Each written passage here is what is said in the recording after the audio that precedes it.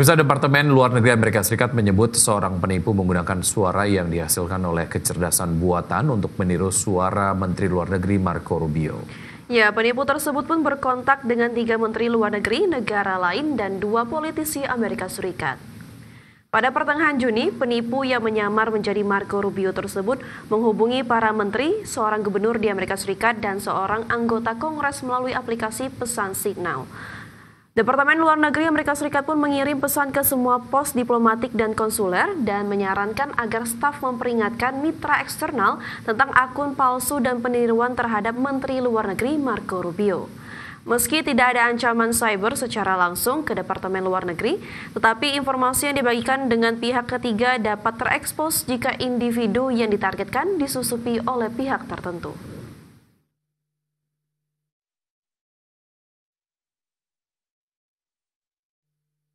BYD mencatat prestasi penting di Thailand dengan berhasil mengirimkan lebih dari 90.000 unit kendaraan listrik dari pabrik lokal di Rayong sejak soft launch pada Juli 2024 hingga pertengahan tahun 2025. Pencapaian ini sekaligus menegaskan peran pabrik tersebut sebagai basis ekspor EV ke kawasan ASEAN dan Eropa.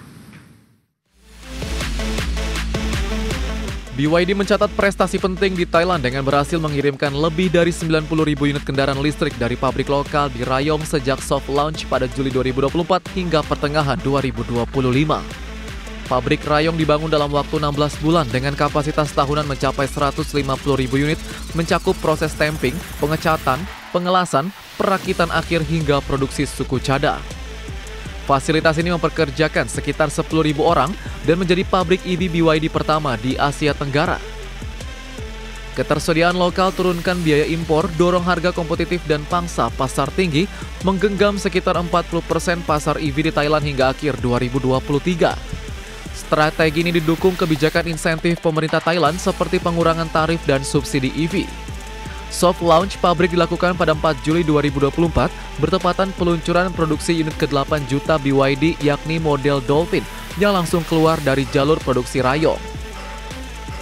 Produk dari Rayong tidak hanya untuk pasar domestik Thailand saja. Ratusan ribu unit dikirim ke negara ASEAN lainnya serta pasar ekspor di Eropa. Pabrik ini menjadi pusat distribusi strategis BYD di kawasan. Masuknya gelombang EV China seperti BYD memicu tekanan pada produsen otomotif dan suku cadangan lokal di Thailand. Pemerintah dan Kemenperin Indonesia juga mencermati perkembangan ini agar tidak terulang di dalam negeri. Berbagai sumber IDX Channel. Pemirsa, demam labubu membuat kekayaan pendiri Pop Mart, Wang Ning, melonjak lebih dari 1000%. Ya, ia kini jadi salah satu dari 10 orang terkaya sekaligus miliarder termuda di China.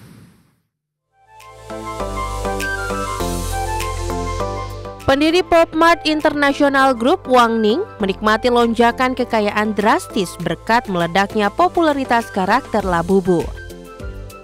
Menurut Forbes, kekayaan Wang naik dari 1,2 miliar US dollar di 2024 menjadi 20,2 miliar US dollar atau 327 triliun rupiah tahun ini. Ini setara dengan kenaikan 1022% dalam 1 tahun. Dengan kekayaan tersebut, Wang Ning kini masuk 10 besar orang terkaya di China sekaligus menjadi miliarder termuda dalam daftar tersebut.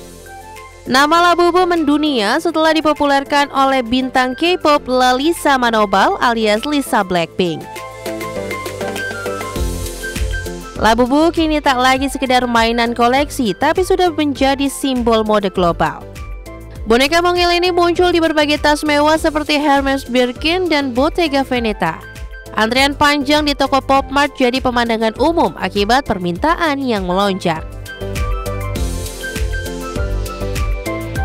Berbagai sumber, IDX Channel.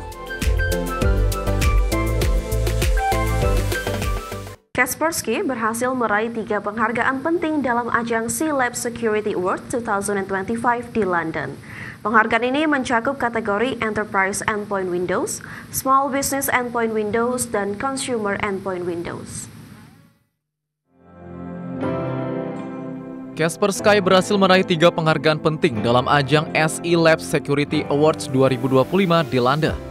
Ajang ini memasuki tahun ke-7 menilai solusi cyber security lewat gabungan pengujian publik, evaluasi privat, dan umpan balik langsung dari klien korporat. Metodologi ini memastikan hasil yang akurat dan dapat dipercaya. Dalam kategori Enterprise Endpoint, Kaspersky bersanding dengan vendor besar seperti Broadcom, CrowdStrike, ESET, Microsoft, Sophos, Trellix sebelum akhirnya dinobatkan sebagai pemenang. Di segmen UMKM dan konsumen juga memimpin kategori masing-masing. Penghargaan yang diraih mencakup kategori Enterprise Endpoint Windows, Small Business Endpoint Windows, dan Consumer Endpoint Windows. Hasil pengujian independen SE Labs menunjukkan solusi Kaspersky menduduki peringkat top 1 total akurasi rating pada kuartal 1 2025 untuk ketiga segmen. Tahun 2024 juga konsisten memperoleh skor tertinggi berkali-kali. Acara puncak berlangsung di London pada 2 Juli 2025 dalam rangkaian vendor workshop tahunan. Di sana, para pelaku industri dan pakar keamanan berkumpul untuk bertukar insight dan mengembangkan metode pengujian yang lebih baik. Berbagai sumber IDX Channel.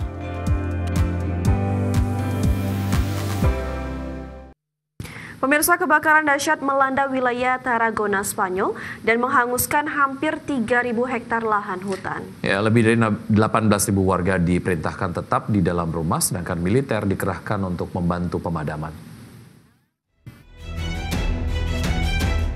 Kebakaran mulai terjadi sejak Senin pagi di daerah pegunungan dekat Desa Pols, Catalonia, dan belum berhasil dikendalikan hingga Selasa.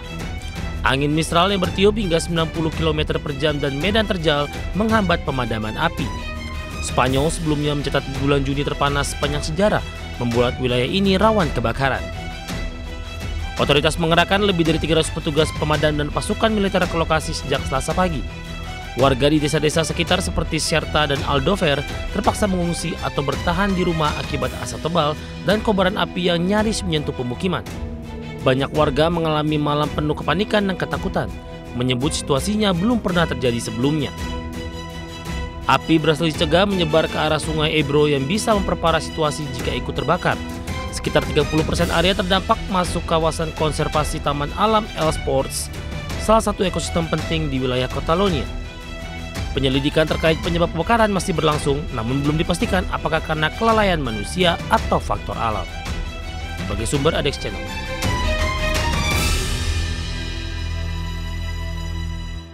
Dan pemirsa, 60 menit sudah kami menemani Anda dalam Prime Market Highlights. Ya, tetap informasi Anda hanya di IDX Channel, ya Trustworthy and Comprehensive Investment Reference. Saya Wiki Adrian. Dan saya Vina Munawar, terima kasih dan sampai jumpa.